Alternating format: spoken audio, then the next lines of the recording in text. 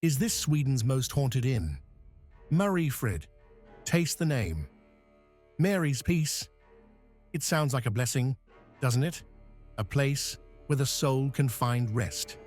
But ask the guests who have fled head over heels from room 102 in the middle of the night, or the staff who refuse to go down into the wine cellar alone. And you'll get a very different answer.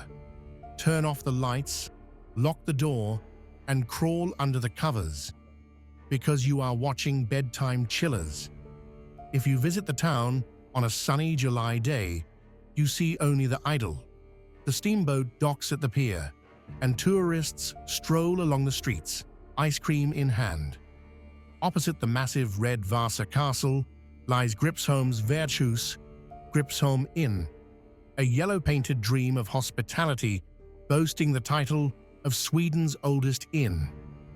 But here, you don't just check in with your suitcase, you check in with the dead. Because appearances are deceiving. Beneath the polished surface, beneath the creaking floorboards, where unseen footsteps are heard at night, rests a darker history. A history not found in tourist brochures. The ground here is not neutral, it is saturated.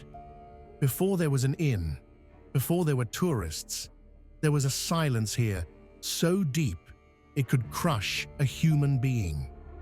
You check in for a weekend of luxury and fine dining, but when night falls and the staff have gone home, that is when what was here first awakens. Welcome to Gripsholm's Värdshus. Welcome to Pax Mariae. To understand the horror, we must travel back, long before 1609, when the inn received its privileges. We must go back to 1493. Sweden was a different country then, a land of faith, incense, and fear of purgatory. On this very spot, where the inn and the church stand today, the Pax Mariae monastery was founded.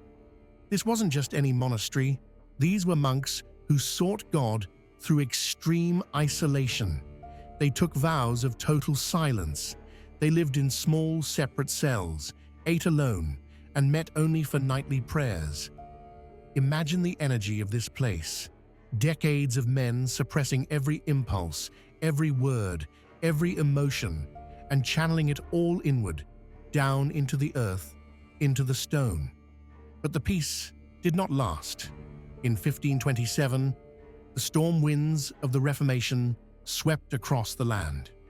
King Gustav Vasa, a man who loved gold more than God, crushed the monastery. The monks were driven out. Their holy home was torn down stone by stone to expand the royal castle towering nearby. It was a desecration, but they didn't take everything. Beneath the inn's foundation, deep down in the clay, the cellar vaults remained, and the graves. The monks who lived and died here remain. They have never left their post, and they do not appreciate intruders. Let's go down beneath the beautiful dining halls. Today, the old monastery vaults have been converted into an exclusive wine cellar. It is cramped, with low ceilings, and the air is cool and damp. Down here, vintage wines worth thousands of crowns are stored. But down here also lie the remnants of what once was. In a corner, you can see the remains of a monastery well and an old millstone. Physical proof that we are in the monks' domain. The staff at the inn are not easily scared novices. They are professionals who have handled everything from stressful weddings to demanding conferences. But ask them about the last rounds in the cellar, and you will see their gaze falter. There is an unspoken rule here. You do not go down alone after midnight. It is a place where silence has a physical weight. It isn't just darkness, it is an atmospheric shift, like stepping into a pressure chamber. The air feels sluggish, saturated with a damp chill that penetrates your clothes. A chill that doesn't come from the air conditioning. It is the feeling that the air thickens, that the space is occupied even though you can see you are alone. This is where the brothers reside, the Carthusians. They are rarely seen head-on. They are shadows in the corner of your eye, grey silhouettes of coarse wool that vanish as soon as you turn your head. But what truly makes the hairs stand up on the neck of anyone who sees them is how they move. It is a glitch in reality. Witnesses describe with horror how the monks sometimes seem to float a few inches above the concrete, or even worse, how they plow forward with their feet and shins sunk into the solid stone floor as if it were water. Why? Because they are not walking in our time. They are treading on the clay floor of the 15th century, a level buried beneath centuries of renovations and remodeling. They take no notice of modern walls or expensive oak wine racks. They walk straight through them as if they were made of smoke. To them, the inn does not exist.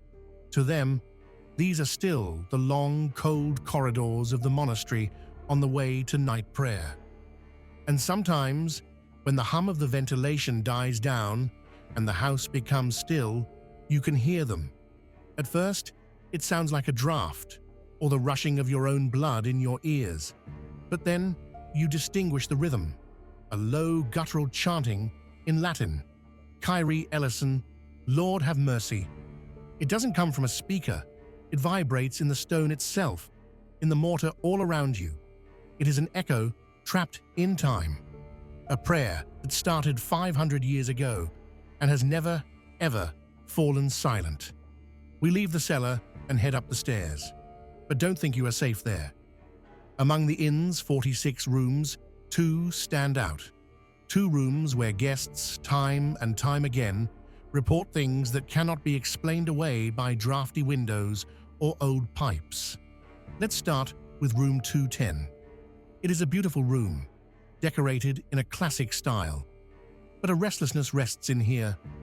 Guests staying in room 210 often wake up in the middle of the night to sounds. Heavy footsteps. Someone pacing back and forth across the floor. It's not the neighbor upstairs, because there is no one upstairs. The sound is inside the room.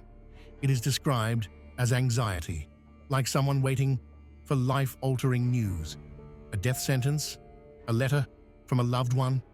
The door handle is pressed down. The door glides open, even though it was locked. But no one steps in, only the cold.